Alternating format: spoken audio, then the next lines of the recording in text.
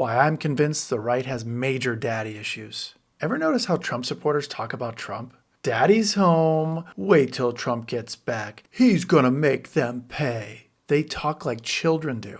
They're not talking about policy. They're talking about punishment. There's a psychological reason for that. Psychologists call it strict father morality syndrome.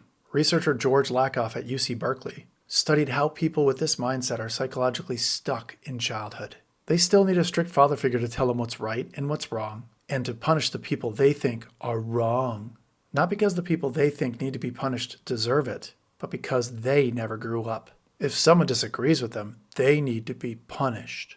Here's how it works. Some people grow up in an authoritarian, abusive household where rules are absolute. Disobedience gets you hurt. The father is the ultimate authority who rules through fear. For some people, that's where development stops. Trump isn't their president. He's their father they wish they had. And they don't care about the changes he makes. They just want him to punish their enemies. Why they sit there with popcorn watching it on TV. Every policy becomes about hurting someone who threatens their worldview. So why can't they move on? Because moving on means admitting they were wrong. Admitting they got fooled. Admitting they're not the victims they think they are. Admitting they actually never grew up. That they're still the immature 10-year-olds.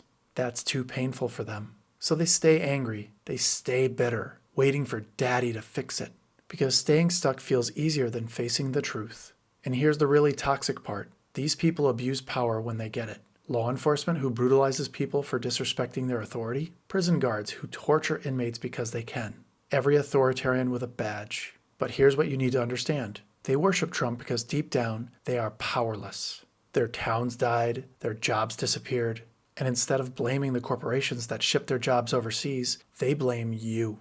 Because blaming regular people is easier than understanding economics. Scapegoating is easier than admitting they got screwed by the system they defended.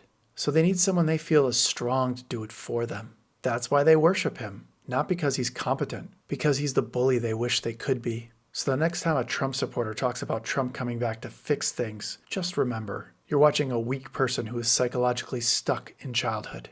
They need a father figure to punish their enemies, because they're too scared to do it themselves. They need daddy to do it.